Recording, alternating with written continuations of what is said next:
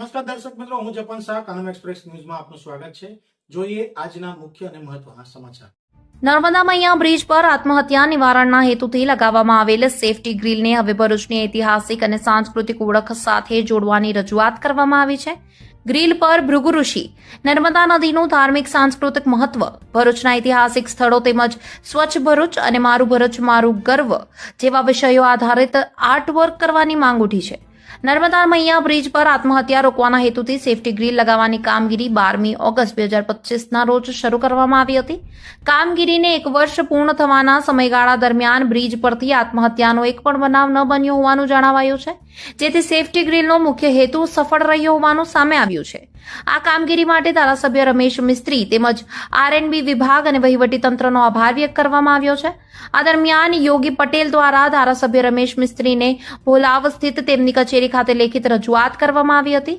રજૂઆતમાં safety grill પર ઉચ્ચ ગુણવત્તાવાળા વેધર રેસિસ્ટન્ટ કલરથી કલાત્મક પેઇન્ટિંગ કરવાની માંગ ઉઠી છે।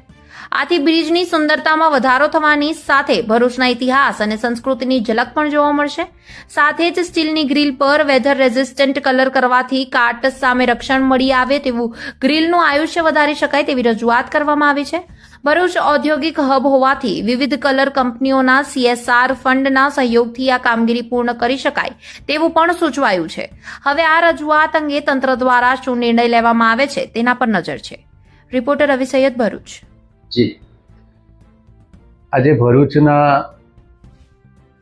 એક આગેવાન શ્રી યોગીભાઈ પટેલ, જેઓ છેલ્લા ઘણા સમયથી ભરૂચમાં સંસ્કૃતિ, સેવા અને સાક્ષરતાને લગતા જુદા જુદા ક્ષેત્રમાં અનેકવિધ કાર્યક્રમો અને રજૂઆતો વહીવટીતંત્રને ચૂંટાયેલા જનપ્રતિનિધિઓને કરતા રહેતા હોય છે।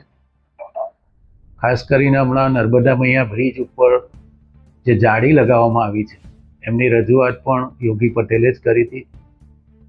એના કારણે જે આપઘાતના જે બનાવો હતા એ બનતા બંધ થઈ ગયા છે।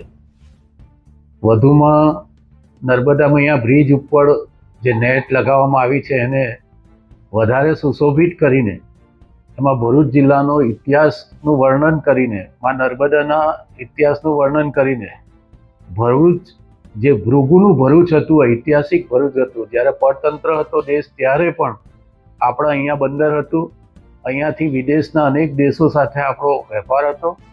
માં નર્મદા અને સાથે આપણો સમુદ્ર, આ બંનેને જોડીને જે વેપારી કેન્દ્ર ભરૂચ હતું એનું પણ વર્ણન એમાં દર્શાવવામાં આવ્યું છે। આ પ્રકારના અનેક ઐતિહાસિક તથ્ય અને સત્યોને જોડીને ભરૂચનું જે આધ્યાત્મિકતા છે નર્મદા નદી સાથે જોડાયેલી, એની સુંદરતામાં વધારો થાય એ માટે આખી જાળીને બંને બાજુથી સુશોભિત કરીને એના ઉપર ભરૂચ જિલ્લાનો અને માં નર્મદાનો ઇતિહાસ વર્ણવતું જુદા જુદા પ્રકારનું પેઇન્ટિંગ કરવા માટેની રજૂઆત આજે એમણે મારી સમક્ષ કરવામાં આવી છે।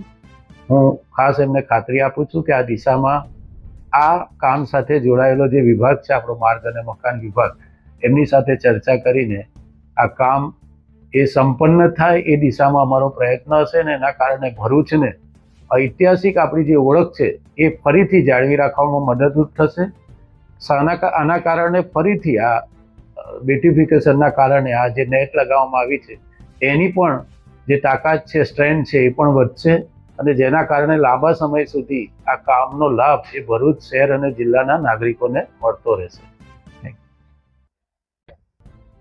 નર્મદા મૈયા બ્રિજ પર સેફટી ગ્રીલની કામગીરીની શરૂઆત 12 ઓગસ્ટ 2025ના રોજ કરવામાં આવી હતી, એટલે કે 1 વર્ષ પૂર્ણ થયું। આ 1 વર્ષના સમયગાળાની અંદર એક પણ આત્મહત્યા જો અનિચ્છનીય બનાવ નથી બન્યો, એટલે કે સેફટી ગ્રીલ કાર્યનો જે હેતુ હતો તે સંપૂર્ણ સફળ થયો।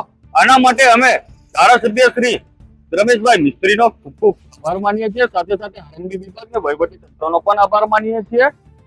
નર્મદા મૈયા બ્રિજ એ સમગ્ર દક્ષિણ ગુજરાત માટે મહત્વનો માર્ગ બની ગયો છે।